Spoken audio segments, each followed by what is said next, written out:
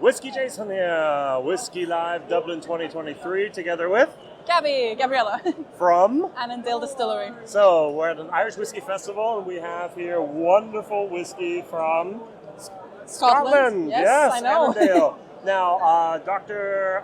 Jim Swan was involved in the process at the very, very, very beginning. Tell us a little bit of the whiskey, and I'm going to say something. You're going to tell me why I'm wrong. All right? So okay, a little bit of introduction. So we have two different things. We have unpeated, we have peated whiskey. So let's talk about the unpeated first. Yes, so our unpeated range is called Man of Words, and it's named after Robert Burns, the famous poet, who has some historical association with Annandale Distillery. Yes. And I do like the bottles, by the way. Yeah, everyone likes it. People came up to me and said, I love the design, can I please try the whiskey? Yeah. So it attracts. Yeah, it does. Very good. Yeah. And then we have the Man of Swords. Yeah. We have the sword here. Okay. Maybe you can see it better in this one. Maybe you can see it here, sorry. Also very beautiful bottles, but we have the blackness, so we know that we have the smokiness here. Very, very good.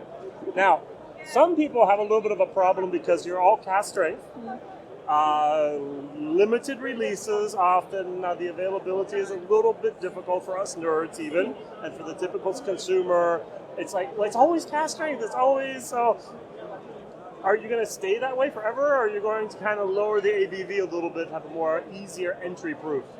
Well, our owner, David Thompson, he believes that you should be able to choose what the level of ABV should be in your whiskey, because some people like it at 60%. Yes, they pick up different notes. Yeah. But then our whiskey is also unchill filtered, so if you do add water, a lot of flavors come out. Yeah.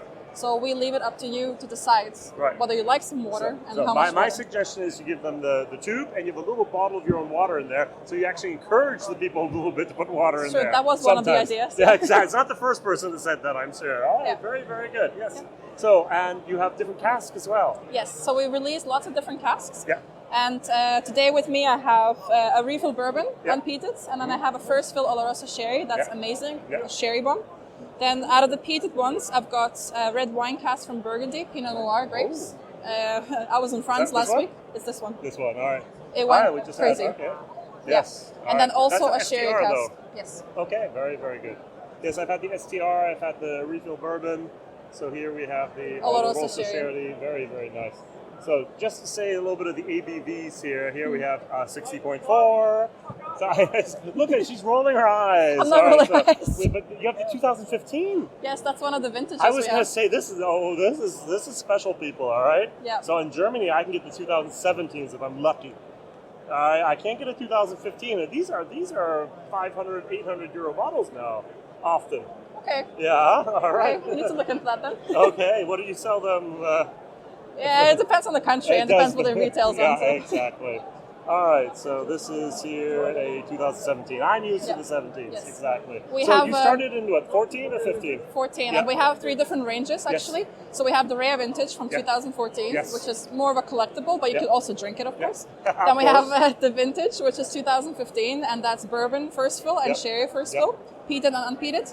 And then everything else after that is 2016, 17, 18, and so on. And that's called Founder Selection. Yes. And we're going to add a lot more SKUs under that, so people, it's also a bit of more of an attainable price point.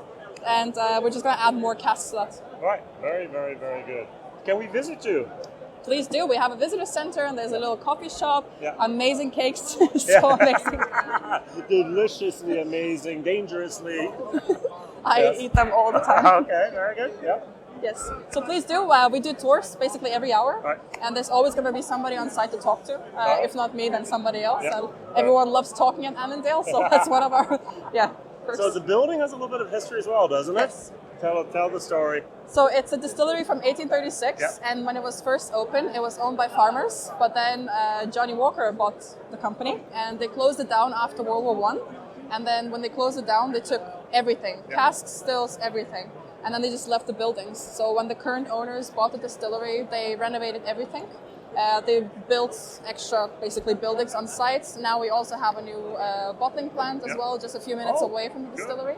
The warehouse is still original, the buildings are still original, and you can actually see where the old Johnny Walker warehouses stood. There's these little arches on the buildings, it's amazing. And in the very courtyard of the distillery, there's this chimney there. And there's a funny story about that, because when the owners bought the distillery, they thought it's a bit random that there's a chimney standing in the middle of the courtyard, getting into the way of everything. So they wanted to knock it down, But before they did that, they invited students from Glasgow University Archeology department. And they did some digging. Yeah. And they realized that that used to be the still room of Johnny Walker. Yeah. And you can still see these little arches in the ground where the stills used to stand. It's amazing. It's very historical. It's on a listed site? It is now, right? Yeah, exactly. Very, very good. So you have 2 wash stills, 1 spirit still?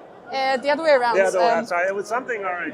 Yeah. All right. So show us. Yes. So I'm not sure if you can see it on the brochure, but there's the 1 wash still, Yep. and then there's 2 twin spirit stills. Yes, that was my mistake. So it's technically still double distillation, but we have them here. Yes. So it goes from the wash still, and it's split between the 2 spirit stills. So there's more surface area contact with spirit, so it becomes lighter, and there's lots of more fruitier flavors in the whiskey. And you use 2 different types of yeast as well, right?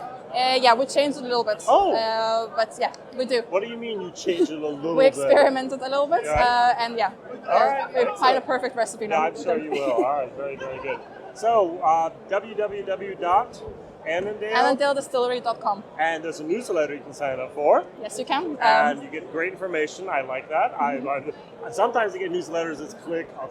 All right, but your newsletter is actually informative, interesting, and intriguing all the time. That's well done. also where we introduce the new casks that we get on site that are available for purchase. And it's not just bourbon casks. It's lots of different types of wine, rum, beer, cognac, everything. So if you sign up for the newsletter, because we don't get a lot of these casks, you might get a chance of getting one of them. Yes, and I do own a cask also already at Annandale. I'm a little bit biased, and I found the products very, very interesting. So that's good. Thank you. WhiskyJason here. Thank you very much for watching together with. Thank you. Gabby. Bye-bye. Bye.